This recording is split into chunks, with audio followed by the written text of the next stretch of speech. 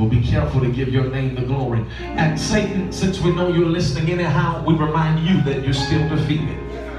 I said you're still defeated. You have no authority and you're trespassing in the lands of God's people. And it is in Jesus' name that we pray. Every believer shout amen. Shout amen one more time. For just a few moments tonight, bless you musicians, help me get my word out and help me get the subject out. Look at somebody and give them instruction. Say, neighbor, break your box. That might be the wrong neighbor because they were a little quiet. That might not be the right one. I don't know. We're going to see in a minute. Look at somebody else that you haven't been talking about this week and tell them, say, neighbor, break your box. Break your box. Brothers and sisters, saints and friends, whomever you are, wherever you're from, we see a familiar scene here in Mark chapter 14. Certainly one that is familiar to those of us that have listened even in this service and paid attention to the theme and the focus of this particular convention. We see Jesus is here on the verge of his pending crucifixion. He's here at a point, season where he's getting ready to execute the assignment that he came to the earth to do. He's been in ministry for 3 years now. He has raised the dead. He has healed the sick. He has opened blinded eyes. He's unstopped deaf ears. And he's getting ready to head to the cross, but he's sitting here having dinner at Simon's house. The Bible says that while he's sitting here having his dinner, a woman comes in and she breaks a box of alabaster. She begins to anoint him, this box full of precious ointment. She begins to pour on him, and John is more descriptive than Mark is because John identifies her as Mary of Bethany. You ought to know who she is. She should sound familiar because Mary of Bethany was the sister of Martha and the sister of Lazarus. This woman that has seen God move in her life, this woman that has seen God do things that miraculous. She comes in, she interrupts the dinner party, if you will, and she breaks this box, this vessel. Many scholars suggested it was really more like a vase than a box that was used to contain ointments and oils and things that had valuable content. She destroys it, if you will, and anoints Jesus with it. There's several things that we have to identify here to fully understand what's happening. And the first thing that we have to understand is that this box was not cheap. I got to talk to me here tonight. This vessel of alabaster itself was expensive, but not only was the vessel expensive, but the contents of the vessel was expensive. Can I just pause and tell somebody now that when people look at you, you got to understand that your value is not limited to what we see on the outside. Yeah, I know that sometimes people want to discredit you because you don't have this and you don't have that, and you're not from this side of town. You don't have a lot of doctors and a lot of lawyers in your family tree. In fact, you have more nuts in your family tree than fruit. Y'all ain't gonna help me here. But the reality is sometimes you got to learn how to tell folk my value is not on the outside, but I've got a treasure in this earthen vessel. There's something on the inside that God has placed in me that has value. This alabaster vessel contained this ointment, and there are many that suggest that it was valued at over 300 pence, which really translates to about a year's salary. She comes to Jesus not with something simple, not with something light, not with something that did not cost her something, but she essentially comes and she brings him an entire year of her life. She brings him a year's worth of wages. And the custom, really, many suggest that this vase, this vessel, this alabaster represented her dowry, which was a custom that they would utilize in this particular part of the world in this time, that said that when a woman would get married, she would bring a dowry into the relationship. She would bring something of value into the relationship so that they could start on a certain foundation. Now, I'm not going to mess with you now, but we single folk really need to look at that, because so many of us want somebody and we don't have nothing of value to bring. Y'all ain't going to say that now. Yeah, we want somebody, but if we have them, we would have no anointing to bring into the relationship. Y'all ain't going to say that to me now. But she comes to Jesus church with a year, what represents a year of her life, a year worth of wages, something that was expensive, something that was costly. And the Bible says that she breaks this box on Jesus. She breaks this box that represents all that she had. And this was, don't miss it now, this was an expression of her worship. This was an expression of her love for him. Because you ought to know by now that you don't go out of your way to bring value to somebody you don't care about. Amen. Yeah, that's why some of you that come to church and sit through praise and worship and don't wave your little hands and keep your little mouth shut, y'all make me nervous, because what you're saying is, God, I don't really value enough to give you something that costs me. Y'all ain't gonna say nothing. I'm too tired to lift my hands. I'm too tired to lift my voice. I don't have the energy. My day didn't go the way I wanted to. My week has not been the way I wanted to. I don't feel like dancing. I don't feel like singing. I don't feel like jumping. But I believe there are a few people in this room that are mature enough to understand that my praise is not based on my feeling, but my praise is based on who God is. And whether I feel like it or not, he still is God. Why y'all quiet over here? Whether I feel like shouting or not, when I think of the goodness of Jesus and all that he's done for me, my praise ought to supersede my feeling, because even though I don't feel good now, I know who God is. I need somebody that knows how to praise God just to look up and down your road and tell a neighbor, you got to praise past your feeling. You sometimes got to shout beyond your pain. You sometimes got to worship beyond your emotion. Why? Because God has been good to me. In fact, if he's been good to you, open up your mouth right now and give him something that goes beyond your feeling. Some of y'all still too quiet. I said praise him beyond how you feel. Praise him beyond how you feel right now. Praise him beyond the money that you have in your bank account tonight. Praise him beyond the relationship that you have or don't have. Why? Because I made a vow to the Lord that I will enter his gates with thanksgiving and into his courts with praise. My soul cries out. Hallelujah. Clap your hands and give God a shout of praise all over this building. Yes, Lord, I feel the Holy Ghost in here now. She comes and she gives him all that she has. She expresses her worship through her sacrifice. And I don't know who's not going to like it, but I got to tell you that sometimes your worship will be a sacrifice. You're not always going to feel like doing what you're supposed to do. You're not always going to feel like giving God your all, but it is our sacrifice that positions us for favor.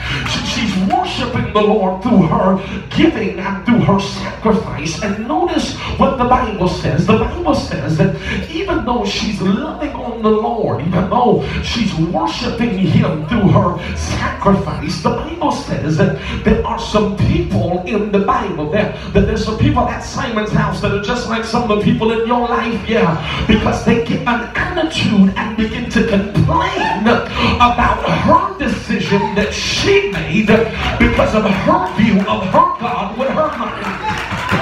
I don't understand how people have an idea or mindset that thinks that they have a right to feel some kind of way about what you do with your worship. I don't mean to start nothing, but just look at somebody real quick and just tell them, say, hey, but you can do what you want to do with your worship, but tell them, say, don't worry about what I do with mine. If you want to sit there like God has not done that for you, that's between you and the God you serve. That's your business. But as for me, don't worry about how I lift my hands. I know that I don't have it all together, but don't worry about why I shout like I shout. Don't worry about why I dance when nobody else is dancing. Don't worry why I'm standing when everybody else is comfortable, because you don't understand what I'm worshiping for.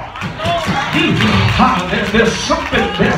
There's something that I need the Lord to do. That they look in verse 4. That they said that there was some that had indignation within themselves and said, why was this? Look at the Bible.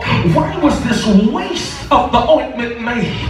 It's right there on the screen. I like this church, y'all. Y'all got technology and stuff. You ain't even got to bring your Bible. Just look at the wall. Why was this waste of the ointment made? But what I got to tell somebody in here is that you need to know before you leave here that no matter what anybody else has to say about it, your worship is never a waste. I feel the Holy Ghost now. I gotta sit down again because I hear in my spirit that there's some of you that have been coming to church. Some of you have been sowing and serving and living for the Lord and worshiping Him. And some of you in here now, the devil has gotten in your ear and tried to tell you you've done all of that serving, all of that living holy, all of that trusting God, and look at you. You still don't have what you've been waiting on. You still are broke. You're still by yourself. You still are in transition. You have wasted your worship. But can I get somebody to understand that sometimes you got to look back at hell and say worship is never wasted. I wish I had a church in here tonight. You might not see the effect right now, but every time I worship, I'm building up my stockpile.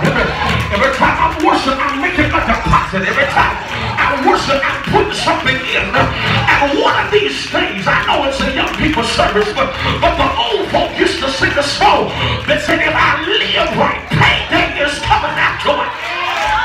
I need somebody that's not ashamed tonight to just touch somebody beside you and tell them, say, neighbor, hold on a little while longer. Tell them, say, payday is coming after me.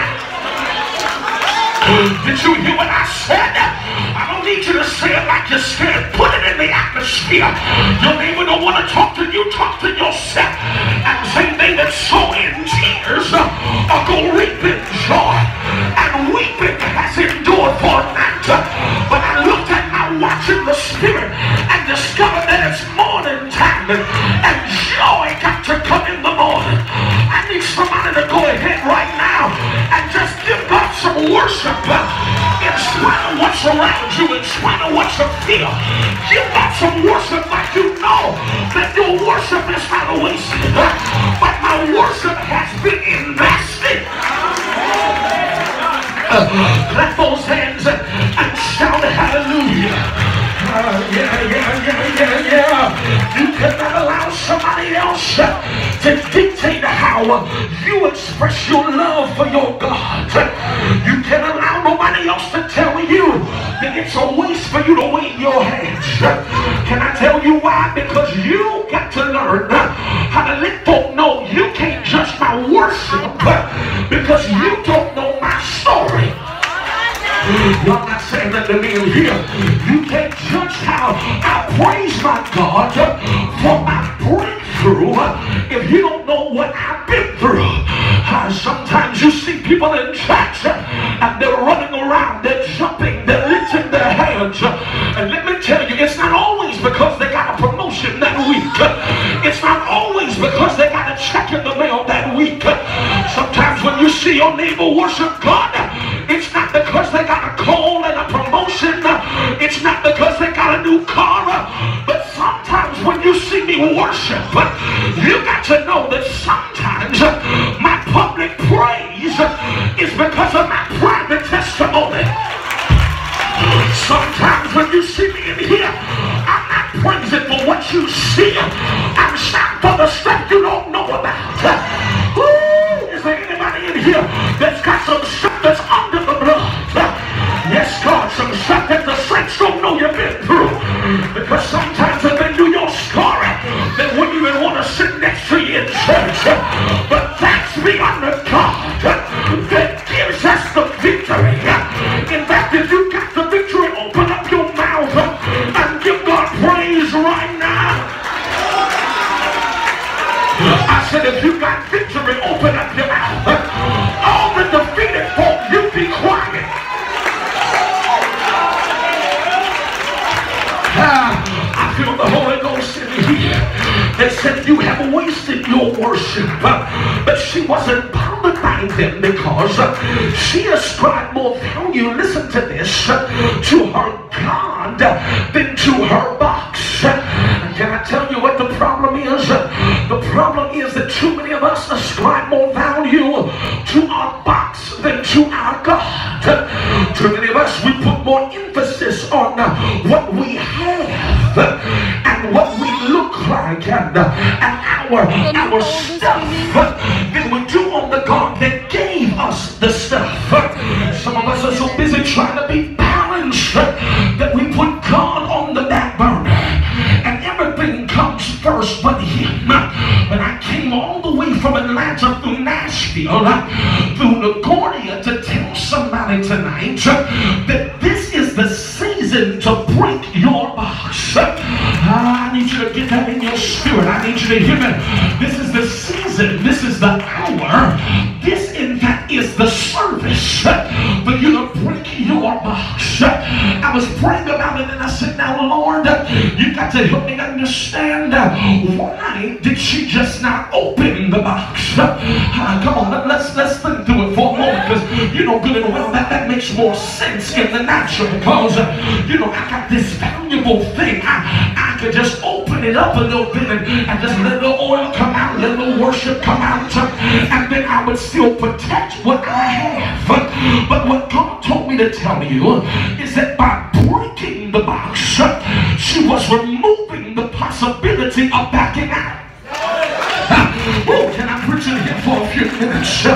If she would have just opened the box and sealed it again, if she would have put a little crack in it, put a little hole in it, and poured the oil out and then sealed it back, what she would have done is still protected her own interest and still not given God her everything. But what I've got to tell somebody is that there's a level of worship that God wants us to get to where there is no turning back from that point. There's some stuff that cannot be resealed again. And we are a generation where we want to pour a little faithfulness on God and then seal it back up again. Yeah, can I preach like I'm at home tonight? We want to pour just a little bit on God. And then when I came to church and I even stood, I clapped my hands, I sang some songs so I could go back home and do me and seal up my box again. Yeah, I can protect what's mine. I can protect what's valuable. And then I go to the convention in August, because y'all not going to be in Atlanta at the Young Leaders Conference. Y'all going to be at your thing. I understand. I got the message. I'm going to go to the thing and I'm going to pour just a little bit more out on God. And then I'm going to seal what's mine back up. Some of you are looking at me, but this is how you are. You come to church week after week and you say, God, I'm going to give you just a little bit of faithfulness. I'm going to give you just a little bit of prayer. Yeah, I'm going to give you just a little bit of fasting. I'm going to give you just a little bit of holiness. Y'all ain't going to sing that to me in here now. But God is saying, I'm trying to get you to the point where you